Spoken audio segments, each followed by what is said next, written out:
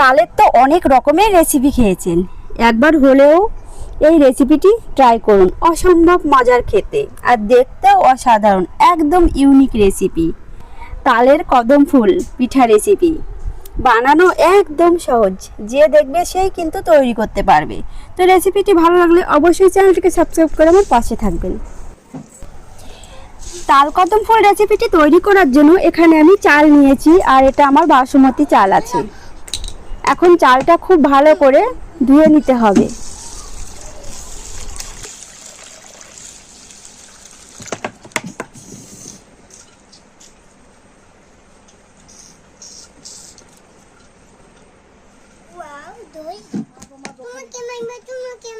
খুব ভালো করে ধুয়ে নিয়েছি। এখন আরো কিছুটা জল দিয়ে ভিজিয়ে রেখে দেব 1 ঘন্টার জন্য। এখানে নিয়েছি একটা তাল। এখন এই তালের খোসাটা ছাড়িয়ে নিতে হবে। বন্ধুরা তো সবাই তালের খোসা ছাড়াতেও জানে, অনেক বন্ধুরাই আছে তালের রস কিভাবে বের করতে হয় সেটাও কিন্তু জানে। তো তবুও আমি কিন্তু দেখিয়ে দেব। তালের খোসাটা ছাড়িয়ে নিয়েছি। এখন চটকে চটকে তালের রসটা বের করে নিতে হবে। তার আগে একটু চটকে নিলে রসটা ভালো করে বের হবে।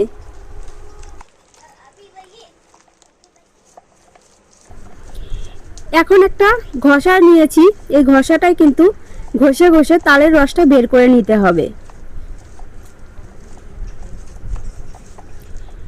এখন মশারি দিয়ে ছেঁকে নিতে হবে, তাহলে ভিতরে যে আঁশটা আছে আঁশটা কিন্তু থাকবে না। মশারি থেকে ঘুরিয়ে একটু চাপ দিলেই কিন্তু খুব সহজেই তালের রসটা বেরিয়ে আসবে, আর একটু আঁশ থাকবে না। তো আপনাদের কাছে যেটা থাকবে সেটা দিয়ে কিন্তু ছেঁকে নিতে পারেন। এখন চলে এসেছি উনানে। উনানে আগে থেকে একটা কড়াই বসিয়ে দিয়েছি। এখন এই কড়াইয়ের মধ্যে দিয়ে দেব মেজারমেন্ট কাপের 1 কাপ জল। তো আজকে কিন্তু আমি মেজারমেন্ট কাপ মেপেই রেসিপিটি তৈরি করব। আপনাদের কাছে কিংবা মেজারমেন্ট কাপ বা বাটি থাকলে সেটা মেপেও কিন্তু তৈরি করতে পারেন। রেসিপি তৈরি করার সময় মেপে করলে কিন্তু সুবিধা হয়, মাপগুলো সব ঠিকঠাক হয়। এখন এর মধ্যে অ্যাড করে দেব 1 চিমটি লবণ। লবণটা দিয়ে একটু নাড়াচাড়া করে গুলিয়ে নিতে হবে। জলটা একটু গরম হলেই এর মধ্যে অ্যাড করে দেব সুজি। তো যে কাপ মেপে আমি জল নিয়েছিলাম ওই কাপ মেপেই কিন্তু দিয়ে দেব সুজি। 1 কাপ জলের জন্য 1 কাপ সুজি নিয়েছি, আর নাড়াচাড়া করে একটু মিশিয়ে নিতে হবে। সুজিটা একটু নরম হলেই এর মধ্যে অ্যাড করে দেব তালের রস। একই কাপ মেপে দিয়ে দেব 1 কাপ তালের রস। এখন তালের রসের মধ্যে দিয়ে দেব সামান্য পরিমাণে ফুড কালার। তো বন্ধুরা আপনারা চাইলে দিতে পারেন কিংবা স্কিপ করতে পারেন। একটু ফুড কালার দিলে কিন্তু কালারটা সুন্দর আসবে।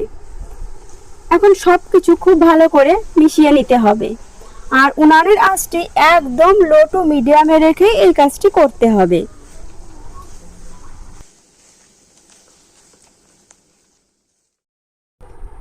আস্তে আস্তে নাড়াচাড়া করে করে একটা ডো তৈরি করে নিতে হবে। যেরকম আমরা রেগুলারই রুটি তৈরি করি ঠিক সেরকমই একটা শক্ত ডো তৈরি করে নিতে হবে। একদম শক্তও হবে না, একদম নরমও হবে না। রেগুলার যে রুটি তৈরি করি ঠিক সেরকমই ডোটি তৈরি করে নিতে হবে। তো বন্ধুরা ডোটি কিন্তু আমার একদম রেডি। এখন উনান থেকে নামিয়ে নিতে হবে।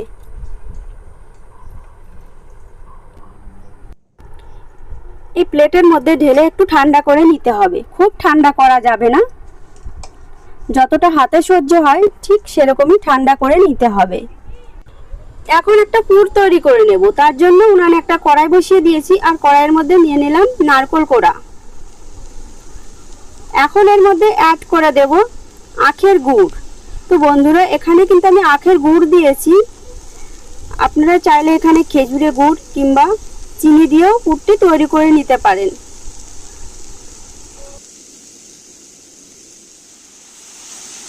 নারকেল কোড়া আর আখের গুড়টি খুব ভালো করে মিশিয়ে নিতে হবে।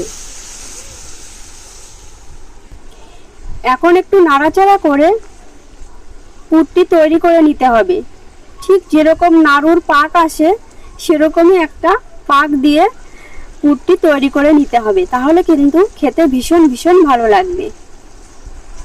তো আস্তে আস্তে দেখেন নাড়ুর পাক চলে আসবে, খুব সুন্দর সেন্টও বেরোচ্ছে। এখন কিন্তু জোরে জাল দেওয়া যাবে না, লো টু মিডিয়ামে রেখেই নাড়াচাড়া করে একটু পাক দিয়ে নিতে হবে। তো বন্ধুরা, পুরটি কিন্তু আমার রেডি। এখন উনান থেকে নামিয়ে একটা প্লেটের মধ্যে ঢেলে একটু ঠান্ডা করে নিতে হবে। এই পুর দিয়ে আপনারা চাইলে অন্য কোনো পিঠেও তৈরি করতে পারেন। এদিকে বন্ধুরা, ডোটি কিন্তু আমার অনেকটা ঠান্ডা হয়ে এসছে। এখন দিয়ে দিলাম কিছুটা ঘি দিয়ে চটকে চটকে একটা ডো তৈরি করে নিতে হবে। ঘি দিয়ে ডোটি মাখলে হাতেও লেগে আসবে না, আর একটা স্মুথ ডো তৈরি হয়ে যাবে। তো এখানে আপনারা চাইলে ঘিয়ের পরিবর্তে আটা দিয়েও ডোটি মেখে নিতে পারেন। 2 থেকে 3 মিনিট ঠেসে ঠেসে খুব ভালো করে মেখে নিয়েছি। এখন এই ডোটি থেকে লেচি কেটে নেব, তাহলে কিন্তু সবগুলো লেচি একই মাপের তৈরি হবে আর খুব সহজেই কিন্তু রেসিপিটি তৈরি করা যাবে। তো বন্ধুরা দেখেন, আমি একটু বড় সাইজ করে করছি, আপনারা আপনাদের পছন্দ মতো ছোট বড় করে তৈরি করে নেবেন। এখন একটা লেচি নিয়ে হাতের মধ্যে ঘুরিয়ে ঘুরিয়ে প্রথমে বলের মতো তৈরি করে নিতে হবে, তারপরে বাটির মতো আকারে শেপ দিতে হবে। এখন যে পুরটি তৈরি করেছিলাম তার মাঝ বরাবর দিয়ে পুরো সিল করে দিতে হবে, যাতে পুরটা না বেরিয়ে যায়। এখন গোল গোল করে বলের মতো তৈরি করে নিতে হবে। তো বন্ধুরা, কত সহজেই কিন্তু একটা পিঠা আমার পুরো তৈরি। ঠিক এরকম করে সবগুলোই গোল গোল করে তৈরি করে নিতে হবে। চলুন আরও একটা দেখিয়ে দিই। একইভাবে প্রথমে বাটির মতো তৈরি করে নিতে হবে, আর যে পুরটি তৈরি করে রেখেছিলাম সেটা মাঝ বরাবর দিয়ে সিল করে দিতে হবে। এখন একটু ঘুরিয়ে ঘুরিয়ে বলের মতো তৈরি করে নিতে হবে। একইভাবে কিন্তু বাকি পিঠেগুলোও তৈরি করে নিতে হবে। যে চালটা আমি ভিজিয়ে রেখেছিলাম সেই চালটা কিন্তু ঝরিয়ে হালকা একটু ফ্যানের নিচে দিয়ে শুকিয়ে নিয়েছি। এখন একটা করে বলগুলো চালের মধ্যে দিয়ে দেব, আর এই চালের সঙ্গে বলের সঙ্গে কোট করে নিতে হবে। তো দেখেন আমি কিভাবে কাজটি করছি, পরপর আপনাদেরকে কিন্তু অনেকগুলো দেখিয়ে দেব। খুব সহজেই দেখেন কোট হয়ে যাচ্ছে। একটু চালের উপর ঘুরিয়ে ঘুরিয়ে কোট করে নিলেই কিন্তু পিঠেগুলো তৈরি। এই পিঠেগুলো তৈরি করতে খুব বেশি টাইম লাগে না। আজকে রেসিপিটি দেখে যদি বাড়িতে ট্রাই করেন, কেমন লাগলো অবশ্যই আমাকে জানাতে ভুলবেন না। সবগুলো কিন্তু আমি তৈরি করে নিয়েছি। আর একটা ফুটি এখানে একটা থালা নিয়েছি, থালার গায়ে প্রথমে কিন্তু একটু ঘি লাগিয়ে নিয়েছি, তারপর একে একে সবগুলো কদম ফুল সাজিয়ে নিয়েছি। এখন চলে যাব উনানে একটা সসপ্যানের মধ্যে জল বসিয়ে দিয়েছি, তার উপর থালাটা বসিয়ে দিয়ে একটা ঢাকনা দিয়ে ঢেকে রেখে দেব, আর 15 থেকে 20 মিনিট ভাপিয়ে নিতে হবে। তো বন্ধুরা, এখানে কিন্তু আমি 20 মিনিট পরে ফিরে এলাম। তো 20 মিনিটের মধ্যে দেখেন পিঠেগুলো কিন্তু আমার একদম রেডি। দেখতে কিন্তু একদম কদম ফুলের মতোই লাগছে, অসাধারণ লাগছে দেখতে, আর খেতেও অসম্ভব মজার, ভিতরে পুরে ভরা। যে একবার খাবে সে বারবারই রিকোয়েস্ট করবে। একদম ইউনিক রেসিপি। এখন একটা প্লেটের মধ্যে সাজিয়ে নিতে হবে।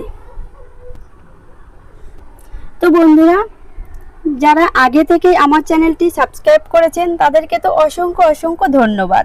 আর যারা ভিডিও দেখেন এখনও চ্যানেলটিকে সাবস্ক্রাইব করেননি, তাদেরকে অনুরোধ করছি চ্যানেলটিকে সাবস্ক্রাইব করুন আর নতুন নতুন রেসিপি দেখুন। ভালো লাগলে অবশ্যই লাইক, কমেন্ট আর শেয়ার করে দেবেন। আমি উন্নতি বেথুয়া ডেয়ারি থেকে।